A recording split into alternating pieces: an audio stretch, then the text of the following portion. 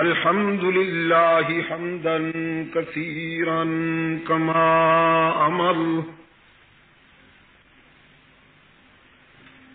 ونشهد أن لا إله إلا الله وحده لا شريك له في الخلق والأمر إرغاما لمن جهد به وكفر ونشهد أن سيدنا وسندنا محمدا عبده ورسوله المبعوث إلى الأسود والأحمر لتتميم مكارم الأخلاق لا يخلق نبي ولا رسول بعده ولا أمة بعد أمته ولا شريعة بعد شريعته ولا كتاب بعد كتابه صلى الله تعالى عليه وعلى آله وأصحابه الذين هم خلاصة العرب العظباء وخير الخلائق بعد الأنبياء وهم كالنجوم في السماء للاهتداء والاقتداء وهم مفاتيح الرحمة ومصابيح الغرر.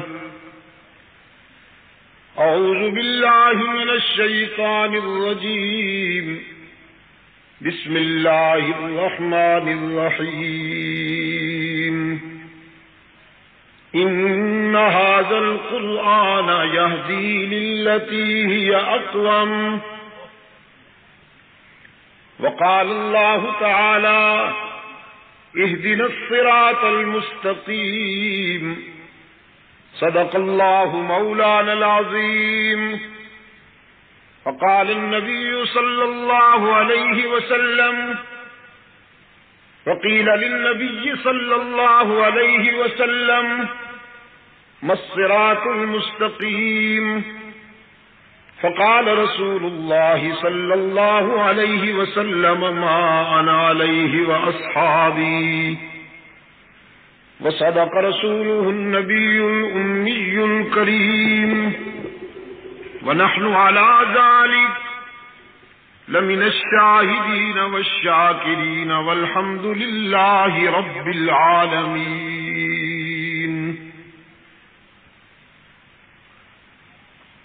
صدر اجلاس حضرت شیخ الحدیث ارباب علم و دانش رفقائے جماعت محترم بزرگوں اور عزیز دوستوں، آج 23 جنوری 1988 مجلس تحفظ حقوق اہل سنت و جماعت کے زیر اہتمام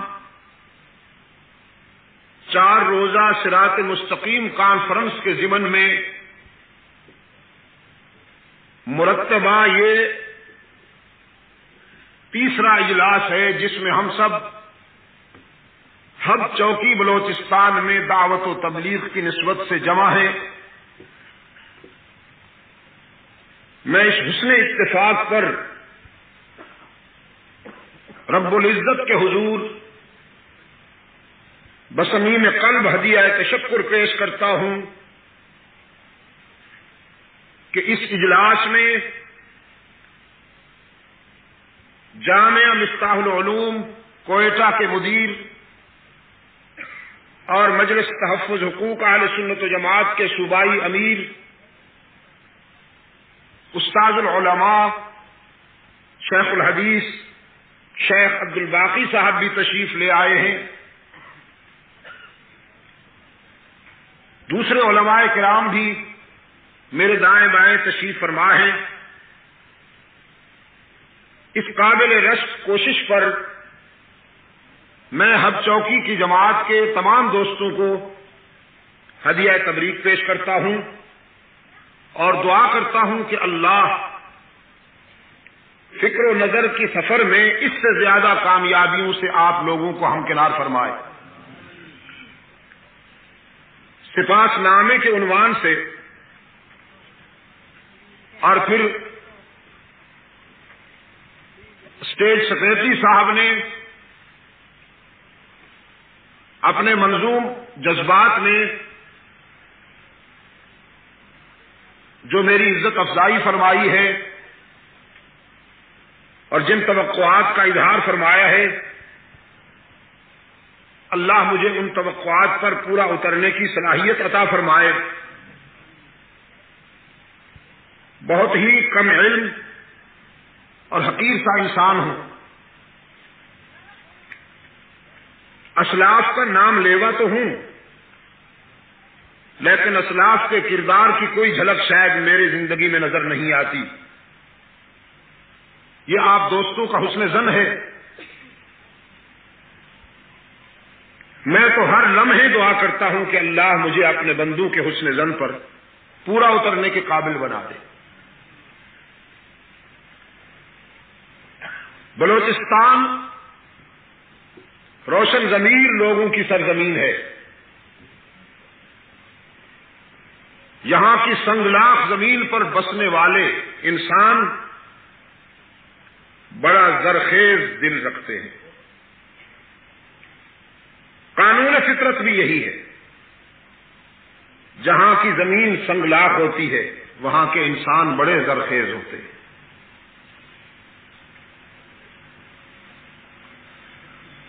قرائے ارض پر مکہ سے بڑھ کر کون سی زمین سنگلاخ ہوگی، جسے خلیل اللہ نے وادی غیر ذی زرع کہا۔ اس کی سنگینی کا یہ عالم ہے کہ عصر حاضر میں سائنس اور ٹیکنالوجی میں ترقی کرنے کے باوجود وہاں سے پانی نہیں نکالا جا سکتا، لیکن اس سنگلاخ زمین نے اتنا بڑا انسان پیدا کیا، وہاں سے اتنا بڑا انسان آیا کہ اس نے پوری انسانیت کی قیادت کی۔ یہ عجیب اتفاق ہے کہ پورا بلوچستان گھوم آیا ہوں، دروازے سے آج گزر رہا ہوں۔ اگر یہ باب بلوچستان ہے، صدر جلسہ مجھ سے پوچھ رہے تھے کہ آپ کو بلوچستان میں کن مقامات پر جانے کا اتفاق ہو چکا ہے۔ میں نے ان سے عرض کیا آپ یہ پوچھئے کہ کن مقامات پر نہ جانے کا ابھی تک اتفاق ہوا ہے۔ گوادر، تربت، پسنی اور ماڑا اور بلیدہ اور پنجگور سے لے کر زیارت اور ادھر آپ کا وہ بدین، دال بندین، نوشکی، ادھر خزدار اور لسبیلا والوں کو تو اللہ سلامت رکھے، پوری جماعت آئی ہوئی ہے۔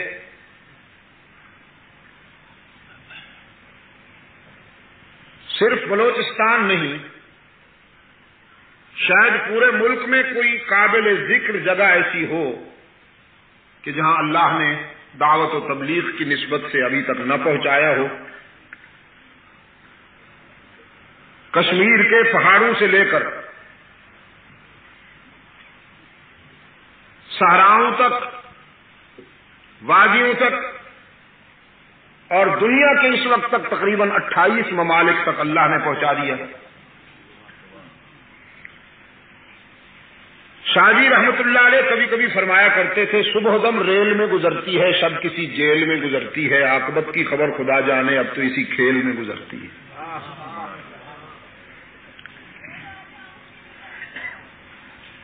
منزل متعین ہے، ٹارگٹ کنفرم ہے اپنا، اور جب تک جسم و جان کا رشتہ قائم ہے انشاءاللہ یہ سفر جاری رہے گا۔ قافلہ رواں دواں ہے، کچھ ساتھی بچھڑتے ہیں، کچھ ملتے ہیں۔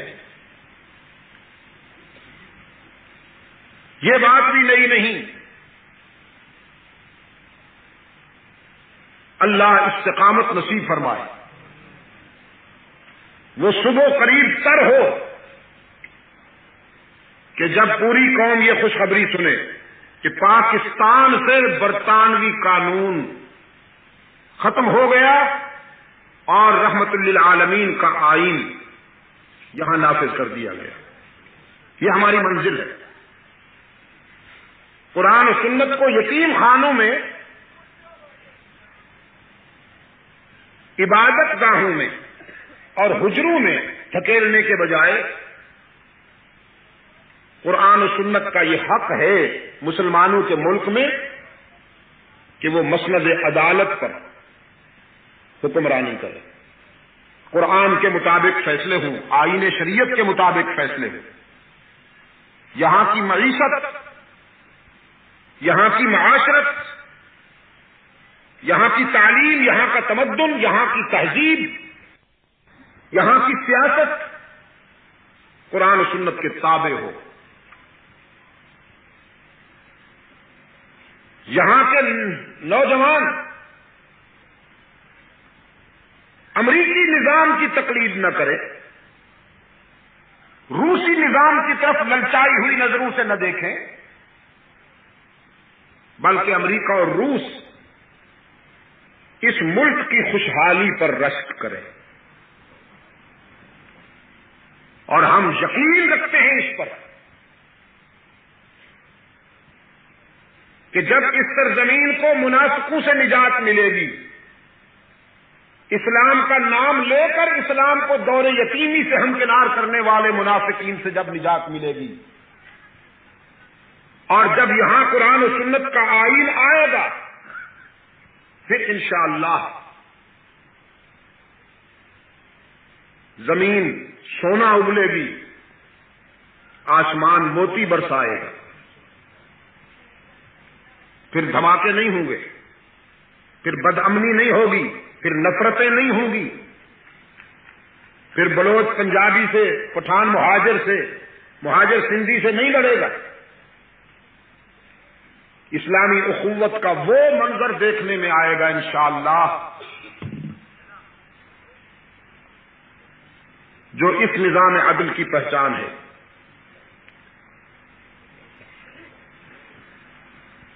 ان تمہیدی کلمات کے بعد، چونکہ ہب چوکی باب بلوچستان ہے،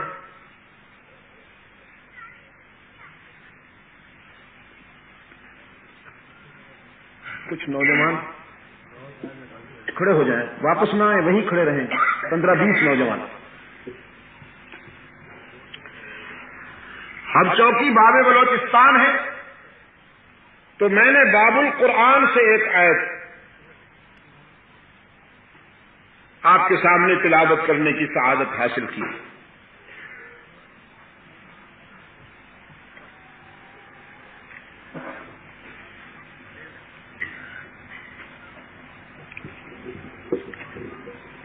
ارشاد باری تعالی ہے،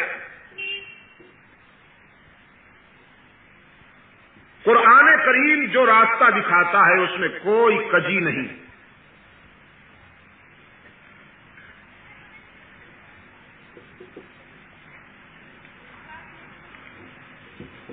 آج کا انسان، آج سے صدیوں پہلے کا انسان،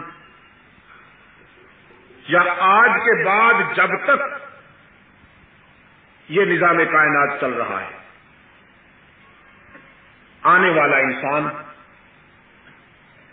جب بھی سیدھا راستہ ڈھونڈے گا اسے قرآن ہی کو رہنما بنانا پڑے گا. نیست ممکن جز بقرآن عزیز تک. کتاب زندہ قرآن حکیم، حکمت او لا یزال استو قدیم. فکر و نظر کی راہوں میں بھٹکنے والوں نے جب بھی سیدھا راستہ پایا ہے قرآن ہی کی رہنمائی سے پایا ہے.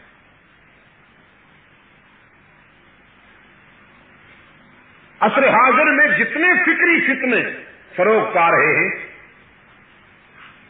وہ اسی لیے، جیسا میں پہلے اس سے عرض کر چکا ہوں، کہ قرآن کریم کو دھکیل دیا گیا ہے یتیم خانوں میں، ممبر و محراب تک محدود کر دیا گیا ہے قرآن کریم کو.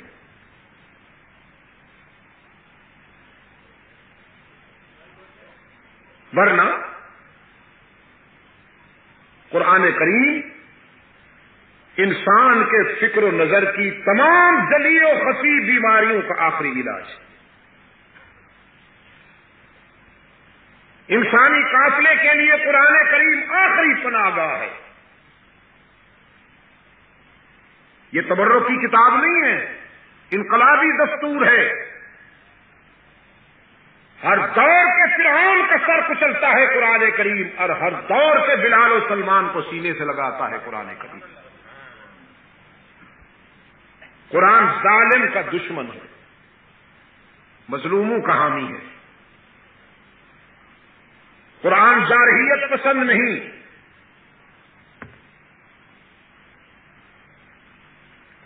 سراسر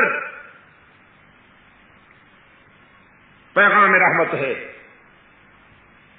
ایسا ابر کرم ہے کہ جو صدیوں سے انسانی فکر کو سیراب کرتا چلا آ رہا ہے، اور قیامت تک اس نے سیراب کرنا ہے.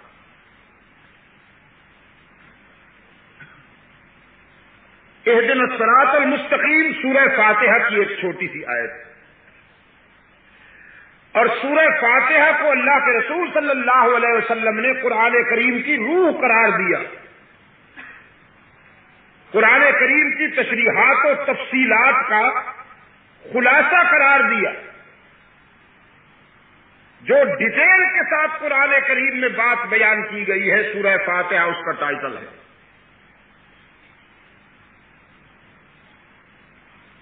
اہدنا الصراط المستقیم دعائیہ آیت ہے، جس کا مفہوم یہ ہے کہ انسان اپنے اللہ سے صراط مستقیم مانگتا ہے کہ ہمیں صراط مستقیم عطا فرما. اس سے اگلی آیتیں اس کا تتمہ ہیں، اور اس سے پہلی آیتیں اس کی تمہید ہے. سوالی بن کر انسان جب اللہ کے حضور پیش ہوتا ہے تو کچھ مانگنے سے پہلے اس کی تعریف کرتا ہے. ہر اچھے سوالی کی یہ ادا ہوتی ہے کہ وہ اپنے داتا کی تعریف کرتا ہے. اور بلوچستان کے روشن ضمیروں، یہ داتا تو ایسا منفرد ہے کہ اس نے اپنے در پہ آنے والے سوالی کو مانگنے کا سلیقہ بھی خود سکھایا. اہل نظر کہتے ہیں حسن طلب نہ ہو تو سوال کے ناکام ہونے کا خطرہ ہوتا ہے. حسن طلب کامیابی کے لیے شرط ہے. اللہ نے جب اپنے بندے کو سوالی بن کر اپنے در پہ آتا دیکھا تو مانگنے کا سلیقہ خود سکھا دیا، حسن طلب کا انداز خود سکھا دیا. اس لیے کہ اگر کوئی اللہ کے در سے بھی محروم جائے تو پھر اس کا دامن کہاں بھرے گا. چنانچہ سب سے پہلے سائل بن کر انسان نے اپنے داتا کی تعریف کی. فرمایا الحمدللہ رب العالمین. حمد و تعریف کے سارے مفہوم بس اسی کے لیے مخصوص ہیں جو عالمین کا رب ہے. الحمدللہ رب العالمین.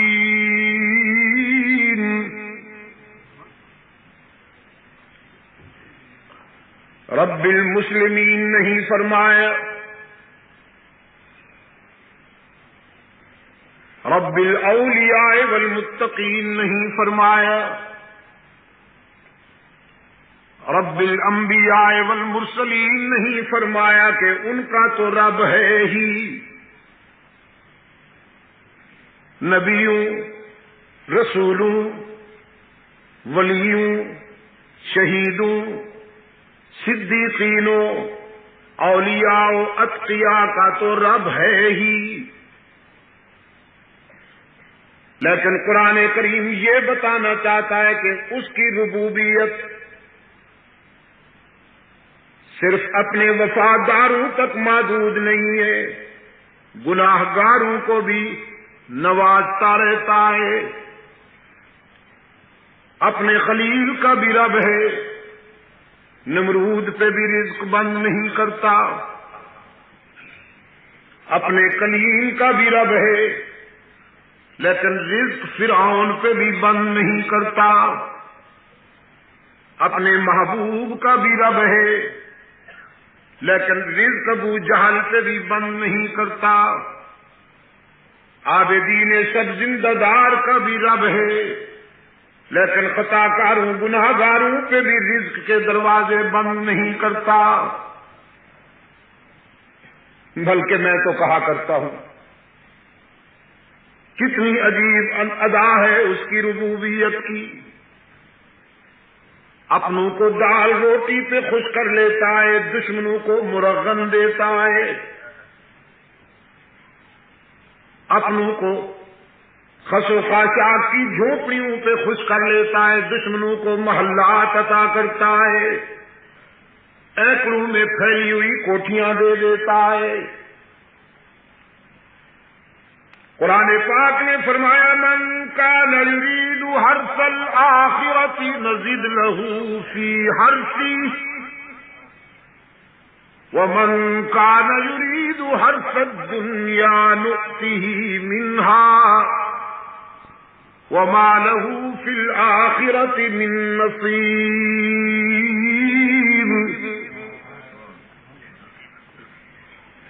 ہم سے جو آخرت مانگتا ہے ہم اسے آخرت دیتے ہیں،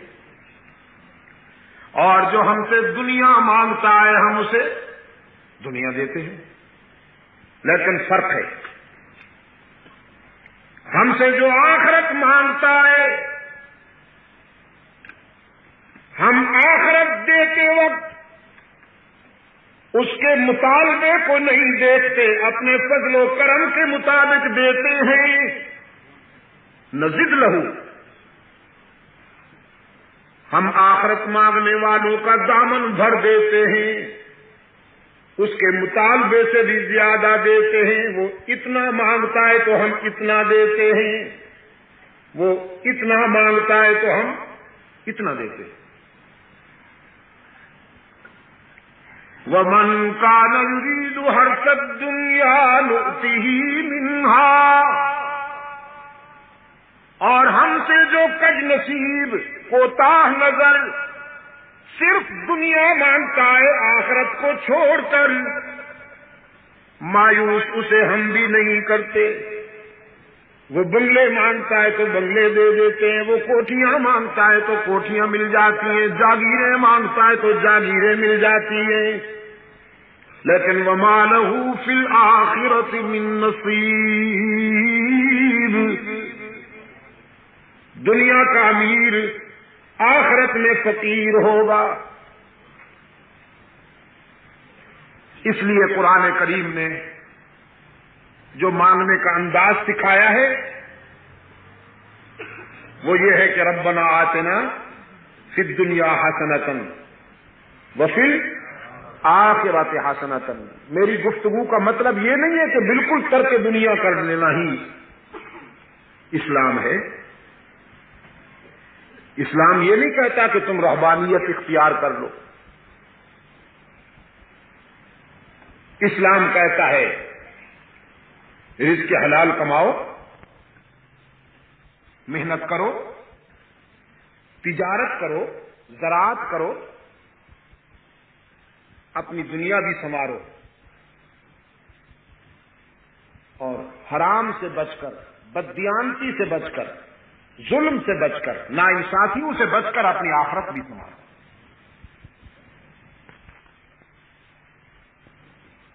فرمایا اذا سالک عبادی عنی فإنی قریب اجیب دعوت الداعی اذا دعان فلیستجیبوا لی وَلْيُؤْمِنُوا بِي لَعَلَّهُمْ يَرْشُدُونَ۔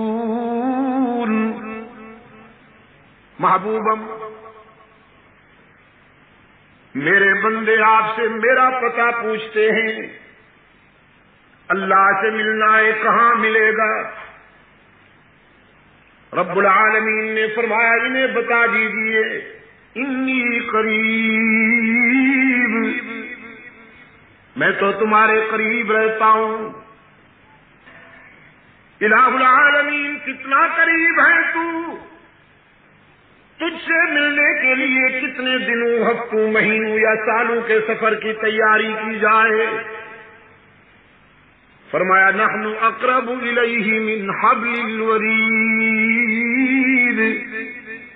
میں تو تمہاری رگ حیات سے بھی زیادہ قریب ہوں۔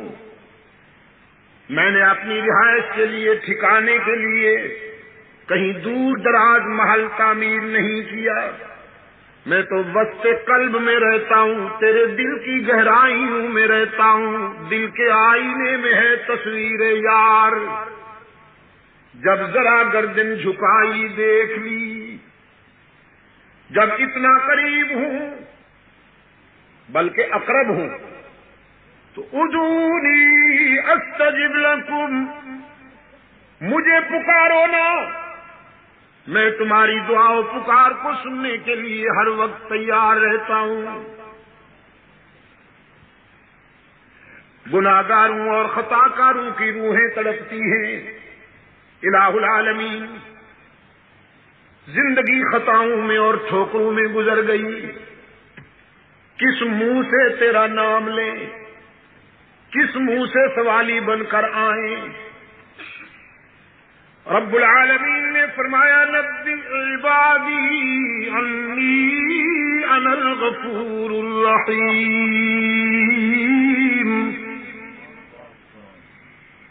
اپنی خطاؤں اور گناہوں سے گھبرا جانے والے میرے خطا کار بندوں کو اطلاع دے دیجیے، تمہارے گناہ میری رحمت کا مقابلہ تو نہیں کر سکتے، تمہاری خطائیں میری شفقت کا مقابلہ تو نہیں کر سکتی۔ فرمایا من یعمل سوءا او یظلم نفسہ ثم یستغفر اللہ یجد اللہ غفورا رحیما، جس نے بہت خطائیں کی ہوں، زندگی کے سفر میں قدم قدم پہ ٹھوکر کھائی ہو، لیکن جب شرمندہ ہو کر میرے در پہ سوالی بن کر آئے گا تو مجھے غضبناک نہیں پائے گا، مہربان پائے گا۔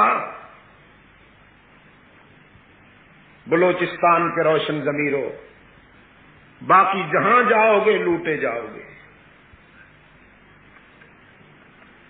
دنیا کے جتنے بھی آستانے ہیں جہاں جاؤ گے لوٹے جاؤ گے۔ یار لوگوں نے جھنڈیاں لہرا رکھی ہیں، قبریں سجا رکھی ہیں، زلفیں بڑھا رکھی ہیں، جی چادریں چڑھا رکھی ہیں، اور کہا جاتا ہے کچھ لے کے آؤ گے تو کچھ لے کے جاؤ گے، خالی ہاتھ آؤ گے تو خالی ہاتھ جاؤ گے،